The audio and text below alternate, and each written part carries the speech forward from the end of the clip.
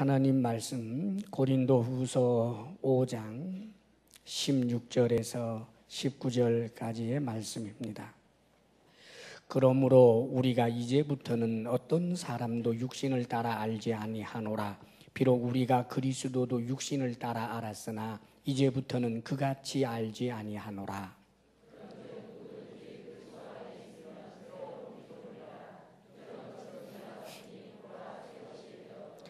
모든 것이 하나님께로서 났으며 그가 그리스도로 말미암아 우리를 자기와 화목하게 하시고 또 우리에게 화목하게 하는 직분을 주셨으니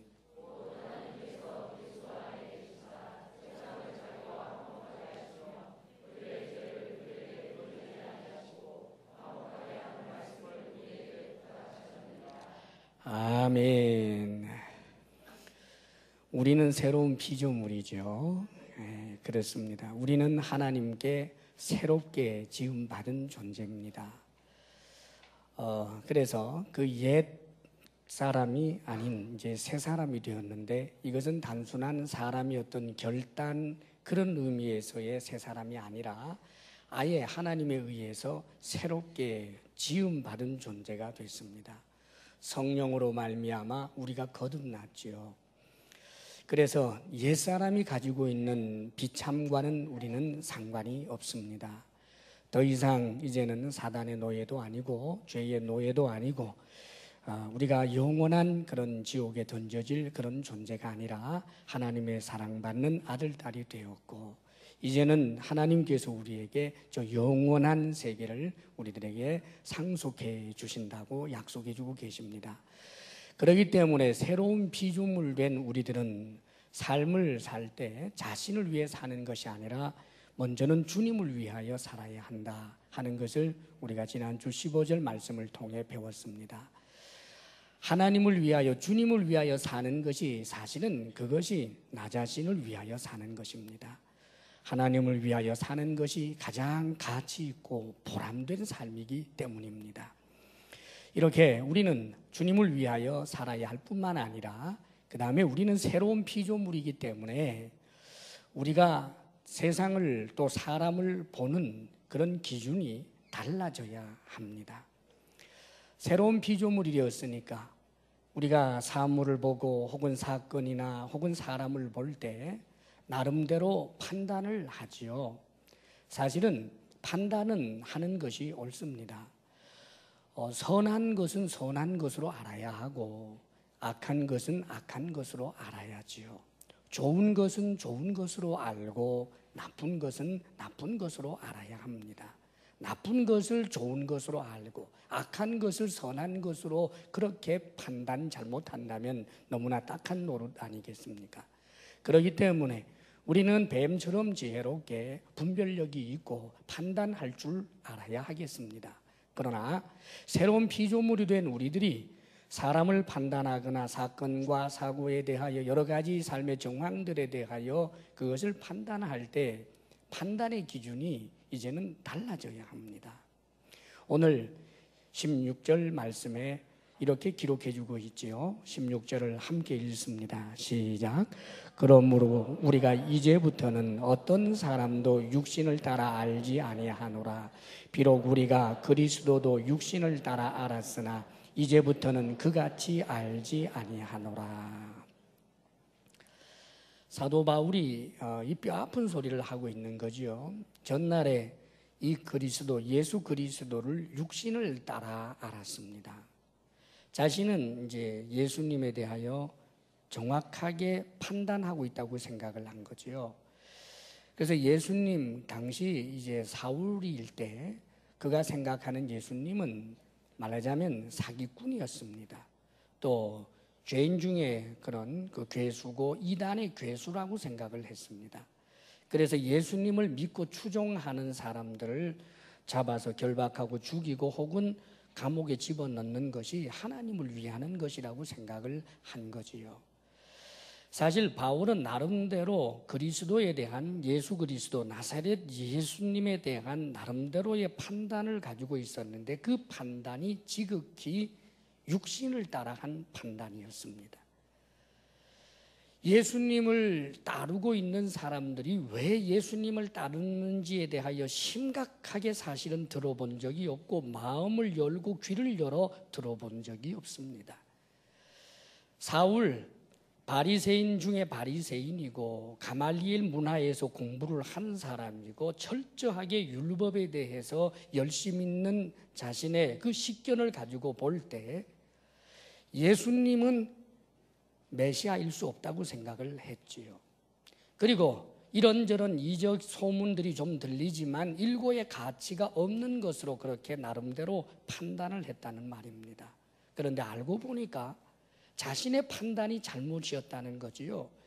예수님에 대하여 하는 판단이 그가 얼마나 공부를 했는가, 그의 출신이 어디인가 이런 수준을 가지고 또 예수님을 따르고 추종하는 일반 민중이라고 하는 사람들이 별로 배우지 못한 부녀자들이라고 하는 그런 선입관념을 가지고 예수님을 추종하는 그 예수님의 제자라고 하는 자들이 갈릴리에서 그 불황무식한 그런 어부들이라든지 그런 사람들에 의해서 이렇게 기림을 받고 있는 그런 자라고 생각을 하는, 말하자면 주님에 대한 판단이 아예 육신에 따라서 고정관념을 가지고 판단을 했던 거지요. 나중에 알고 보니까 잘못 판단한 것이었습니다. 주님이야말로 메시아고 하나님의 아들이고 그분이 하나님이었습니다. 그래서 이같이 이제는 알기를 원하지 않는다라고 말하는 것입니다. 이제부터는 그같이 알지 아니하노라. 그렇게 그리스도에 대하여 그의 판단이 이제는 거듭나고 나서부터는 달라진 것입니다. 그러면서 이제부터는 어떤 사람도 육신을 따라 알지 아니하노라. 이 뼈아픈 과거가 있었기 때문에 예수님에 대해서뿐만 아니라 사람들을 볼 때 판단할 때 육신을 따라 알지 않겠다고 그렇게 말하고 있습니다. 이제부터는 언제부터예요? 거듭나서 새로운 피조물이 된 이제부터는 바울뿐만 아니라 모든 거듭난 새로운 피조물 된 사람들은 사람을 판단할 때 육신을 따라서 알아서는 안 된다 하는 이야기입니다. 그런데 사실 여러분 쉽지 않습니다. 우리는 사람을 육신을 따라서 판단할 때가 참 많습니다.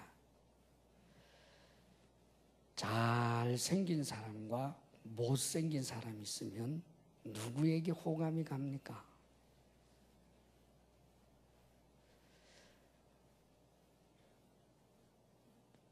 키 큰 사람과 키 작은 사람 보면 참으로 누구에게 호감이 갑니까? 너무나 억울하고 안타깝게도 키 큰 사람에게 호감들을 보입니다. 사실 너무너무 예쁘고 아름다운 사람을 보면 그 속도 아름다울 것처럼 느껴져요. 정말 못생겼으면 그 못생긴 것만큼 속도 못생긴 것처럼 생각합니다. 그래서 시쳇말로 꼴값. 사실 얼마나 우리들은 이런 편견에 사로잡혀 사는지 몰라요. 이게 좀 자유롭지 않습니다. 쉽지 않다는 말이지요. 눈에 보이는 대로 그래요. 이 외모뿐만 아니라 사회적으로 성공을 하고 또 돈이 많고 공부를 많이 해서 입에서 뭐 이야기가 나올 때마다 놀라운 그런 지식적 그런 정보들이 나오는 그런 사람들을 보면 선망의 그 모습으로 보지요.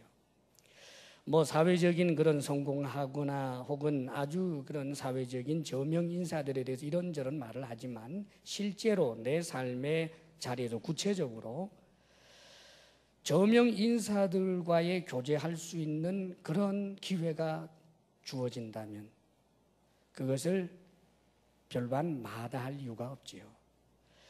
오히려 가난하고 또 힘들고 배우지 못하고 이런 사람들과 교제권을 가질 수 있는, 가져야만 하는 어떤 그런 상황일 때 그것을 못내 좋아라 하지 않는 그런 경향을 사실 우리네들은 많이 보입니다. 왜 그렇습니까? 사람 위에 사람 없다라고 말하면서도 바로 이 육신을 따라서 사람에게 등급을 매기고 고급스러운 사람, 저급한 사람으로 그렇게 우리가 사실은 점수 매겨서 판단할 때가 많은 것입니다. 자, 그런데 이것은 마치 인지상정처럼 사람이 자꾸 그렇게 흘러가기 쉽다는 말이에요.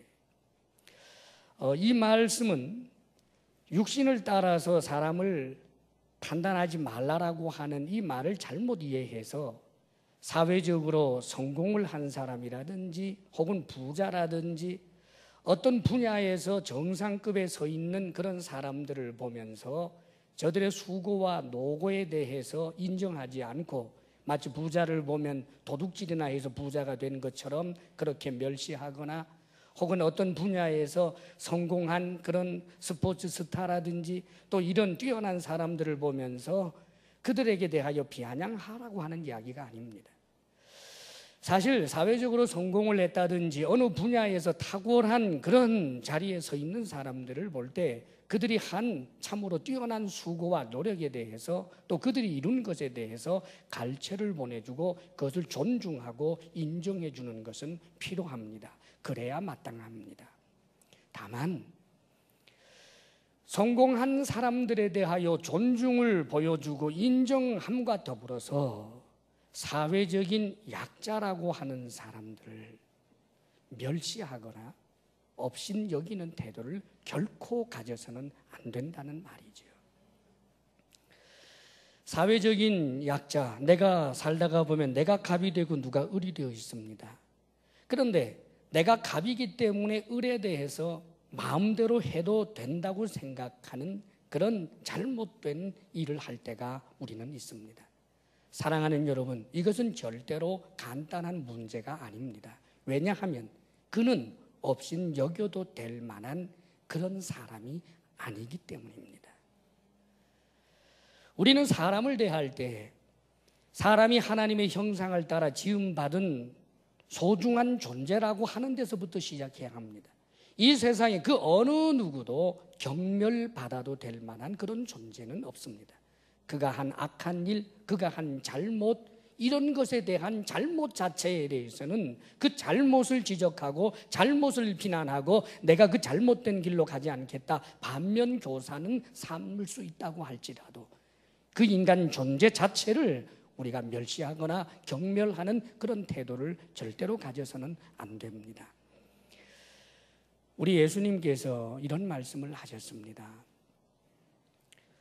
어린 자, 소자를 업신 여기지 말라라는 말씀을 하십니다. 그러면서 주님께서 만일 나를 믿는 자 중에 어린 자를, 여기서 어린 자라고 하는 것은 나이 어린 자를 말하는 것이 아니라 사회적인 약자들을 두고 하는 말입니다. 그 사회적 약자를 만약에 실족하게 하는 자가 있다면 차라리 연자 맷돌을 목에 두르고 바다에 던지우는 것이 차라리 낫다. 무서운 말씀을 합니다. 조금 만만해 보여서 없인 여겼는데 저것쯤이야 뭐 정말 발톱의 태처럼 아주 우습게 보여서 무시했는데 그 결과가 연자 맷돌 목에 칭칭 감고 바다에 던질 만한 무서운 죄를 지은 것이라고 우리 주님이 지적하고 있는 것입니다. 우리 주님 시절에는 사람은 신분사회였습니다. 거기에는 귀족이 있고 평민이 있고 또 천민이 있고 심지어는 노예가 있는 세상이었습니다. 당시 주님 사회 때 그때에는 어떤 자를 향하여서는 마음껏 해도 괜찮은 그런 사람들이 있었습니다. 사회적 약자, 노예 이런 사람들은 가라면 가고 오라면 오고 죽으라면 죽는 신용도 하는 내가 하고 싶은 대로 해도 좋은 그런 대상들이 있었습니다. 그래서 사회적으로 그런 약자들에 대하여 곱지 않은 시선으로 함부로 한다고 할지라도 그것을 죄라고 물고 늘어지는 경우가 없는 세상이었습니다. 그런데 우리 주님께서는 그 죄가 얼마나 큰지 연자 맷돌을 목에 둘러서 바다에 던지는 것 같다 그러면서 그 이유를 이렇게 설명하십니다. 네가 없인 여기는 그 소자, 그 어린 자, 그의 천사가 날마다 항상 하늘에서 내 아버지를 뵙느니라 라고 말합니다. 이게 무슨 말이에요? 저 천한, 저 약자, 저 노예, 저 무시해도 될 만한 사람 알고 보니까 하나님이 배당해 주신 천사가 있다는 말이에요. 그리고 그 천사가 이 사회적 약자를 대신해서 하나님 앞에 올라와서 하나님, 아무개가 이런 억울한 일을 당했습니다라고 하나님 앞에 늘 짓고한다는 거예요. 소자 자신은 억울한 일을 당해도 운명이겠거니 하고 살고, 소자 자신은 이리 맞고 저리 맞으면서도 이 구조적인 모순에 대하여 대항할 만한 능력도 힘도 지식도 지혜도 아무것도 없는 사람이었지만, 무지렁이와 같은 자였지만, 차면 채이고 빼앗으면 뺏기는 그런 자였지만, 알고 보니까 그에게 천사가 있어서 이 천사가 하나님 앞에 와서 이 소자를 위하여 늘 하나님 앞에 말씀한다는 거예요. 사랑하는 여러분, 우리가 함부로 해도 될 사람 없습니다. 천사가 고자질해요.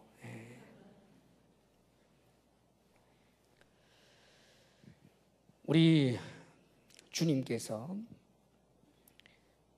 비유의 말씀을 해주신 것 가운데 우리가 잘 아는 나사로와 부자 이야기가 있습니다. 그렇죠?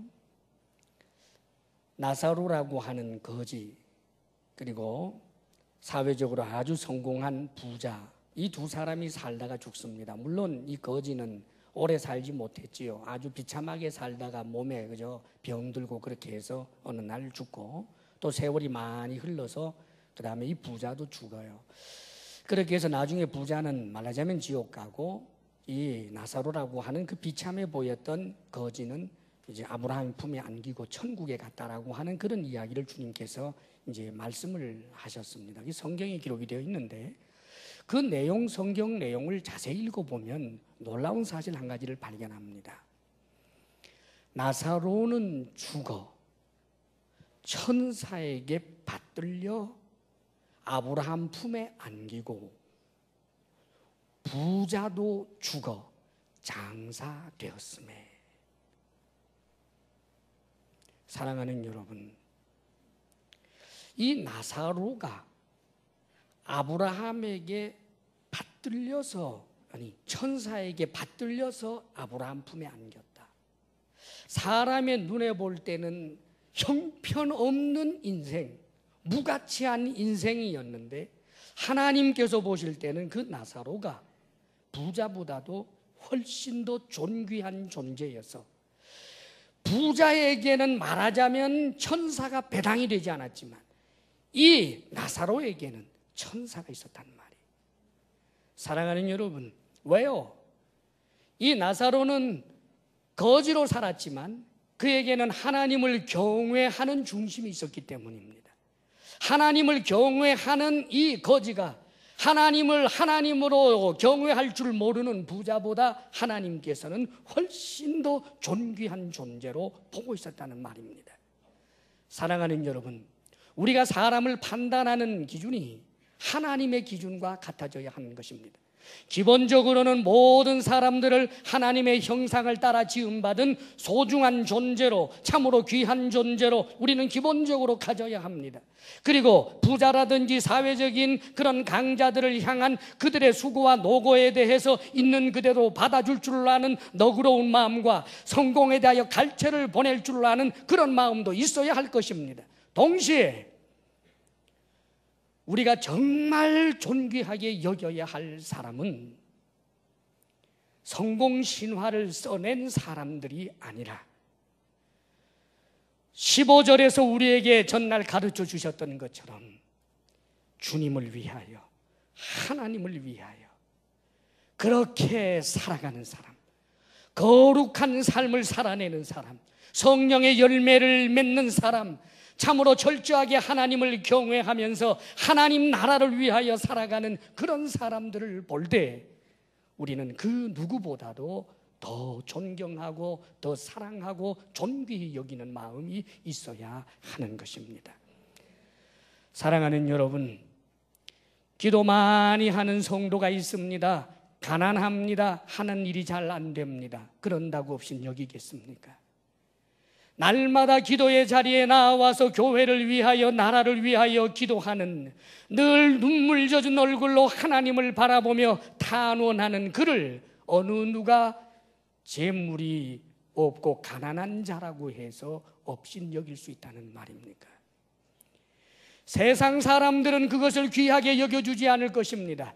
그러나 교회 공동체는, 적어도 크리스찬들은, 새로운 피조물이 된 우리들은 가진 것 없어도 경건의 시간을 날마다 가지며 참으로 주님을 위하여 봉사의 자리에 나아갈 줄 알고, 주님을 위하여 한 영혼이라도 구원하기 위하여 자신이 가진 것들을 내려놓고 대가 지불을 하며 자신의 시간을 할애하는 그런 모든 수고와 노력을 기울이는 이들을 볼 때, 그들이 가진 것 전혀 없어도, 배운 것이 없어도, 심지어 병들어 초라한 모습이라 할지라도, 세월이 많이 흘러 백발의 영광이 있는 이라 할지라도, 그런 일을 보면서 우리는 오히려 존경하고 그런 일을 귀하게 소중하게 여기는 그런 마음이 있어야 하는 것입니다. 전날에 사도 바울이 빌립보 교회에 편지를 하면서 이런 당부를 했습니다. 너희는 에바브로디도와 같은 자를 존귀히 여기라 그랬습니다. 에바브로디도, 여러분 그가 누굽니까? 그는 바리새인도 제사장도 아니고 사회적 저명인사도 아닙니다. 에바브로디도 평범한 사람인데 다만 그는 주님을 위하여서 목숨을 걸 정도로 주님을 위해 충성스러운 일꾼이었습니다. 그러므로 빌립보 교회여 에바브로디도와 같은 이를 존귀하게 여기라고 말하는 것입니다. 사랑하는 여러분, 하나님을 위하여 목숨을 거는 사람, 그런 사람들이 눈에 띌 수 있기를 바랍니다. 하나님을 위하여 경건한 삶을 살아가는 사람을 볼 때 그들을 부러워할 수 있는 마음이 있기를 바랍니다. 부자를 부러워하는 것이 아니라, 사회적으로 성공한 그 사람을 부러워하는 것이 아니라, 경건의 삶을 사는 사람, 정말 주님을 위하여 살아가는 사람을 보면 그것을 부러워하고 그것을 존경하고 나도 그렇게 살기를 원합니다. 이런 눈과 판단력을 가질 수 있는 우리 모두가 되기를 원합니다. 그리고 오늘 말씀 계속해서 18절 19절 말씀입니다. 함께 읽겠습니다. 시작. 모든 것이 하나님께로서 났으며 그가 그리스도로 말미암아 우리를 자기와 화목하게 하시고 또 우리에게 화목하게 하는 직분을 주셨으니 곧 하나님께서 그리스도 안에 계시사 세상을 자기와 화목하게 하시며 그들의 죄를 그들에게 돌리지 아니하시고 화목하게 하는 말씀을 우리에게 부탁하셨느니라. 아멘. 새로운 피조물 된 우리는 18절 19절 말씀에서 우리가 하나님과 화목하게 된 사람들이라고 말씀합니다. 그리고 화목하게 하는 직분을 맡은 자라고 말씀하고 있지요. 새로운 피조물 된 우리는 하나님과 화목한 사람들입니다. 누구가 하나님과 화목한가? 새로운 피조물만 하나님과 화목한 거예요. 이 말씀의 이면에는 사실은 무서운 내용이 있습니다. 이 세상의 모든 자연인들은 하나님과 화목한 존재가 아닙니다. 성경은 세상의 모든 자연인은 하나님과 원수되어 있다고 말합니다. 좀 불화한 관계가 아니에요. 조금 불편한 사이가 아니에요. 아예 원수라는 말입니다. 이 얼마나 무서워요. 직장에서 조금 불편한 관계에 있는 사람 하나 있어도 참 직장 생활하기 힘들잖아요.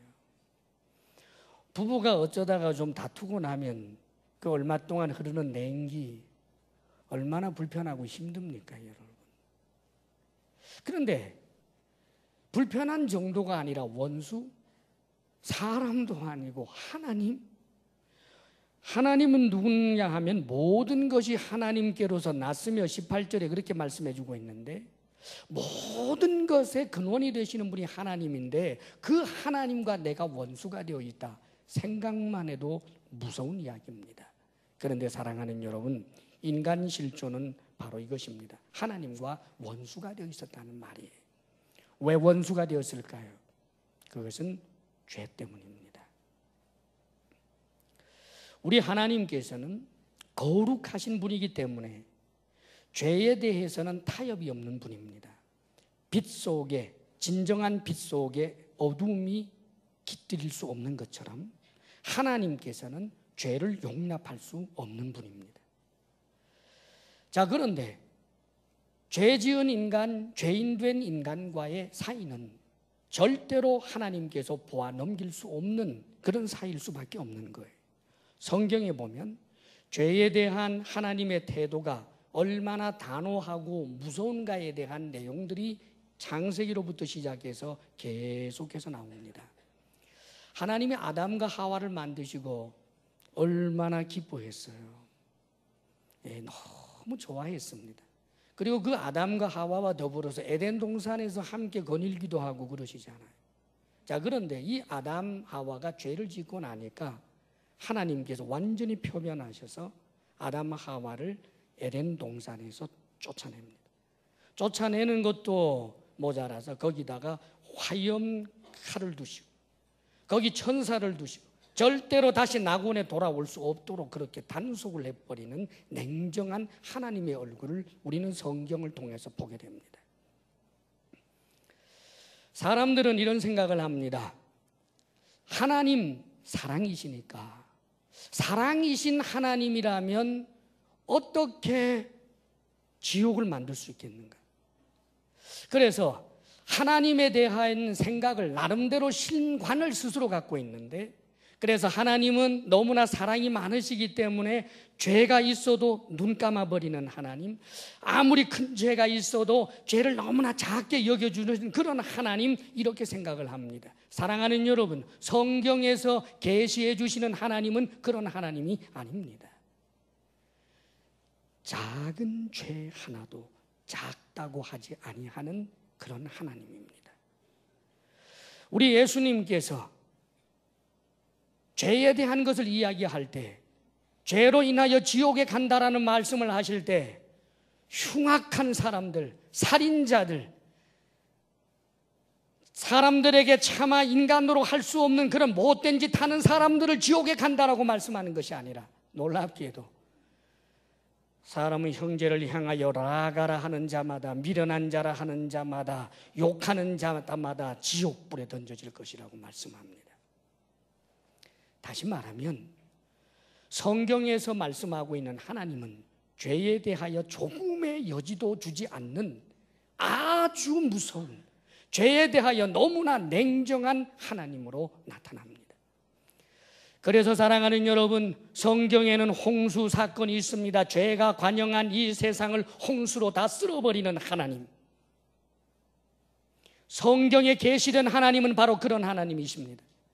소돔과 고모라가 음란의 그런 문화적으로 완전히 음란해졌을 때 하나님께서 소돔과 고모라를 유황불로 멸망시켜버리는 그런 하나님, 성경에 계시된 하나님입니다. 사랑하는 여러분, 성경에 계시된 그 하나님이 실제로 살아 존재하시는 하나님입니다. 성경에 계시되지 아니하는 하나님, 문학적으로 혹은 신학적으로 혹은 어떤 내가 가지고 있는 신개념으로 내가 만들어 놓은 하나님, 내가 바라는 하나님, 어떤 죄도 무조건 용서해 주는 하나님, 어떤 사람도 지옥에 넣지 아니하고 모조리 천국 보내는 그런 하나님, 그런 하나님을 내가 아무리 만들어 놓고 주장을 해도 그런 하나님은 없습니다. 내 머릿속에만 있을 뿐입니다. 실제 살아 역사하시는 하나님은 성경에 계시되어 있는 하나님이십니다. 그런데 이 하나님, 죄에 대해 무서운 하나님, 죄 지은 인간을 향하여 원수로 대적하시는 하나님이라는 말입니다. 그런데 저도 여러분도 여기 죄 없는 자 어디 있겠습니까? 하나님 앞에 원수일 수밖에 없는 우리들인데, 놀랍게도 그리스도를 통하여 우리가 하나님과 화목하게 되었다라고 말씀합니다. 할렐루야. 하나님께서 우리와 화목하게 된 방법이 뭘까요? 죄를 눈 감아주는 것일까요?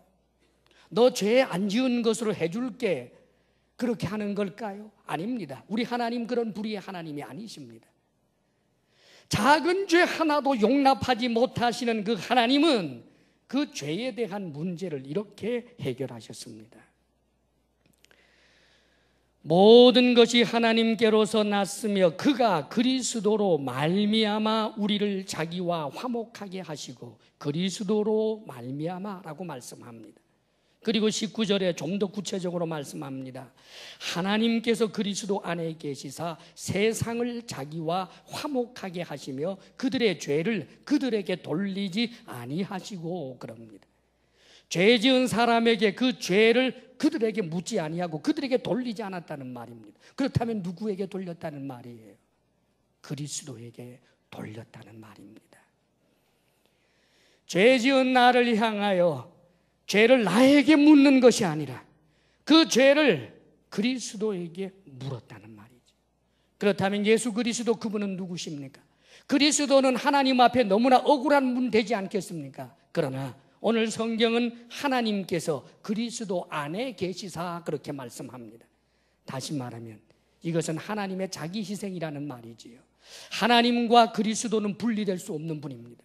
그분은 성부, 성자, 성령 하나님으로 존재하시는 삼위일체 하나님이십니다. 그리스도의 고난은 하나님의 고난이요, 그리스도의 죽음은 하나님의 죽음입니다. 다시 말하면 죄에 대하여 절대로 용납하지 아니하는 하나님께서 죄에 대한 책임을 당신 자신이 짊어지셨다는 뜻입니다. 이것이 하나님의 사랑입니다. 이것이 바로 복음입니다. 이런 하나님의 사랑 앞에 하나님의 사랑을 부인하고, 이런 하나님의 사랑 앞에 그 사랑을 믿음으로 받아들이지 못할 때 더 이상 하나님과 화목하게 될 수 있는 길은 없는 것입니다. 오직 우리 주 예수 그리스도, 그분을 통하여 우리는 하나님과 화목한 존재가 되었습니다. 할렐루야. 사랑하는 여러분, 그러나 살다가 보면 우리는 죄의 현실 가운데 있습니다. 아직은 천국이 아니고 아직은 주님께서 오시지 않았습니다. 여전히 사단은 역사하고 있고 여러 가지 죄는 있습니다. 우리는 새로운 피조물이지만 그러나 근본적으로 우리 속에는 아직 아담적 본성들이 남아서 꿈틀거리고 있습니다. 그래서 날마다 자신을 부인하는 싸움을 싸우지 아니하면 안 되는 것입니다, 여러분. 때때로 우리는 하나님 앞에 나오기가 부끄러워질 때가 있습니다. 내가 그래서는 안 되는데, 죄의 현실 가운데 죄의 노예가 되어서 하나님 앞에 부끄러운 모습을 드러냈기 때문에, 그래서 하나님 앞에 나올 자신감을 잃어버릴 때도 있습니다. 언젠가 제가 이런 이야기를 들은 적이 있습니다. 어떤 분이 차를 몰아서 교회를 오다가 운전해서 오는데 트럭에서부터 돌 하나가 탁 튀어가지고 앞유리에 딱 맞았는데 그게 이렇게 폭 패였대요.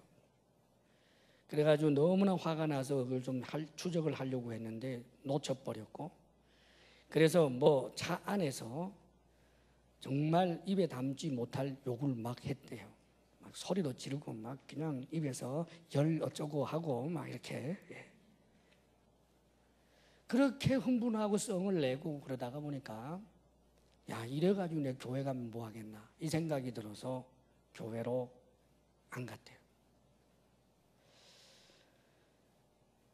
그리고 나서 그 다음 주에 이제 저를 만났습니다. 그래서 이렇게 해서 교회를 지난주에 안 왔는데 나중에는 좀 분노가 가라앉고 그러고 난 다음에 얼마나 하나님 앞에 부끄러운지 모르겠습니다. 그리고 이번 주에 새로 교회를 오려고 하는데 많은 용기가 필요했습니다. 나 같은 것이 교회에 갈 자격이 있나 이런 생각이 들더라는 거지요. 사랑하는 여러분, 하나님 앞에 서기가 부끄러워서 나올 자신이 없어서 못 나올 때가 사실은 있습니다. 그러나 그렇다고 하더라도 나와야지요. 하나님은 이런 나를 알고 부르셨기 때문입니다.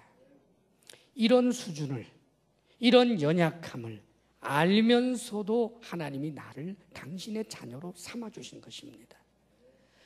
그렇기 때문에 히브리서에서는 이렇게 말씀하고 있습니다. 우리에게 큰 대제사장이 있으니 그분은 하나님의 아들 예수시라. 우리가 하나님께 긍휼히 여김을 받고 때를 따라 돕는 은혜를 얻기 위하여 날마다 은혜의 보호자로 나아갈지니라 하는 선언이 있습니다. 사랑하는 여러분, 하나님 앞에 나아가려고 할 때 때로는 우리가 자신감이 넘칠 때가 있습니다. 기도 생활도 했고 말씀도 읽었고 누군가를 용서도 했고 쾌활하게 대했고 전도도 했고, 그래서 주님 앞에 나올 때 그때는 뭔가 자신감이 있어 보입니다. 하나님 앞에 예배드리면 너 참 잘했다, 예배도 잘 받아주실 것 같습니다. 그렇게 잘 나올 때가 있습니다. 예, 좋은 일입니다. 그러나 때로는 내가 나 자신에 대하여 자괴감이 들고 부끄럽고 면목이 없어서 주님 앞에 나올 자신이 없고 주님께서 내 예배를 받아주시지 않을 것 같고 주님께서 나를 외면할 것 같은 그런 생각에 사로잡힐 때 있습니다. 사랑하는 여러분, 사실 맞습니다. 죄 가운데 있는 우리의 예배를 하나님께서 안 받으시겠지요. 그러나 기억하십시오. 믿음이 필요합니다. 하나님, 나와 같이 부족하고 이런 수준밖에 되지 아니하는 이런 인간입니다마는 긍휼히 여기소서, 주의 보혈로 나를 덮으소서. 자격이 없지만 주님 앞에 나왔습니다. 믿음으로 주님 앞에 나아갑니다 하고 믿음을 선언하는 것입니다. 그리고 주님 앞에 내가 하나님 앞에 받아들여졌다, 하나님이 나와 화목하게 하신다, 하나님이 나를 기뻐하신다, 이것이 예배하는 자가 취해야 할 태도인 것입니다. 그리고 나서 하나님께서 나를 받아주셨음을 그리스도를 의지하여 분명히 믿고 선언하고 삶의 현실 속에서 동일한 그 죄의 문제 앞에 이제는 피 흘리기까지 싸우며 노력하는 것입니다. 부족하고 넘어지면 넘어진다고 해서 떠나는 것이 아니라, 넘어진다고 해서 자괴감에 빠지는 것이 아니라 넘어지면 또 일어나는 것입니다. 그러면서 죄에 대하여 피 흘리기까지 싸우는 것입니다. 우리가 싸우면 우리 하나님 아버지께서 내 아들아 잘한다, 내 아들아 내 딸아 잘한다 격려하시며 칭찬하시며 성령을 보내주시고 천군 천사를 보내시사 우리를 응원하고 도와주시는 것입니다. 죄악 가득한 이 세상은 우리가 그렇게 사는 것입니다. 이 죄악 많은 세상에서 우리가 공중에 붕붕 떠서 살아가는 것이 아닙니다. 여러분, 죄로 오염된 이 공기를 마시고 사는 것입니다. 문화로 오염된 이 문화의 옷을 입고 사는 것입니다. 아무리 경계해도 우리는 넘어질 때가 있고 쓰러질 때가 있는 것입니다.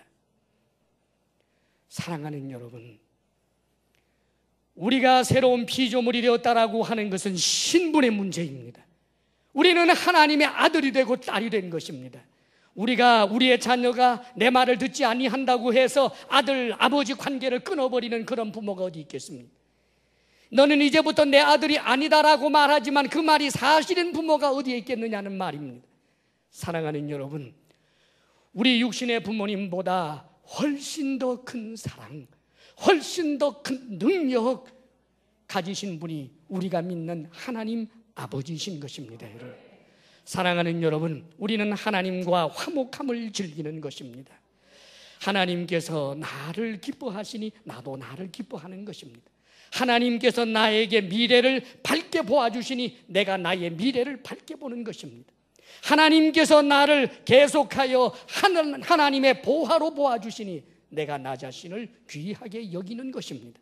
사랑하는 여러분, 날마다 하나님과 화목하시고 날마다 즐거워하시기를 바랍니다. 주 안에서 승리하기를 주의 이름으로 축원합니다. 기도하겠습니다.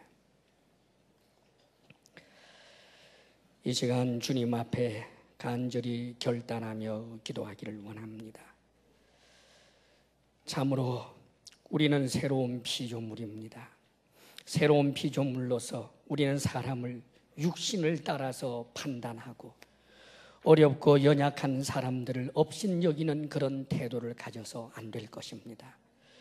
세상의 모든 사람들을 귀하게 여기되 특별히 주님을 위하여 살아가는 거룩한 주의 사람들, 신실한 주의 일꾼들을 귀하게 여기고 부러워하고 참으로 갈채를 보낼 만한 우리들이 되어야 하겠습니다. 우리는 하나님과 화목한 자 되었습니다. 부족하지만 하나님께서 나를 받아주십니다. 이것을 믿으시기를 바랍니다. 이 시간 간절히 주님 감사합니다. 기도하겠습니다. 여러분, 아버지 하나님,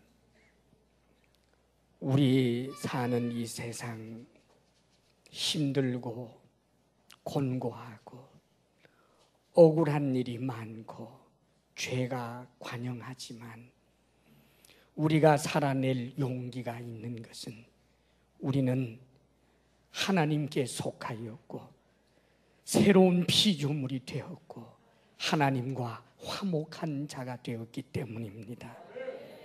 아버지 하나님, 우리에게 허락한 삶의 그 길, 70이든 80이든 아버지여, 우리에게 주어진 그 삶, 주님을 바라보며 날마다 주의 보좌 앞으로 나아가며 감사로 즐거움으로 능히 살게 하여 주옵소서.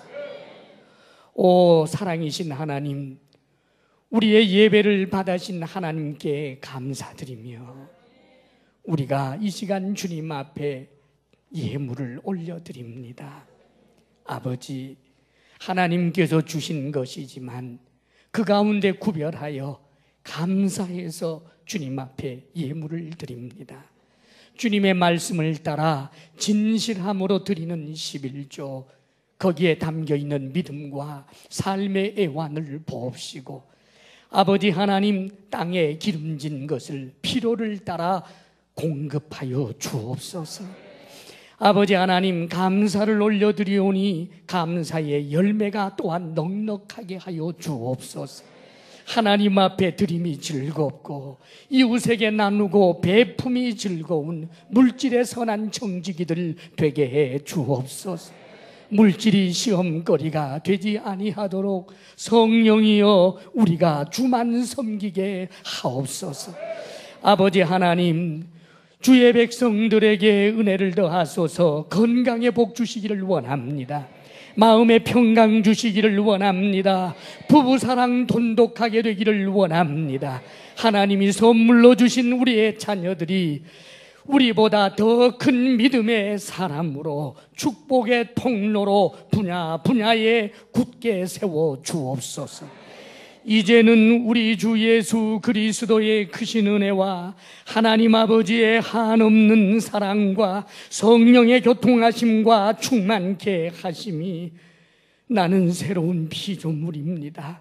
감사합니다. 영광 돌리며 나아가는 사랑하는 모든 성도들 위해 이제로부터 영원토록 함께 하시기를 간절히 축원하옵나이다. 아멘.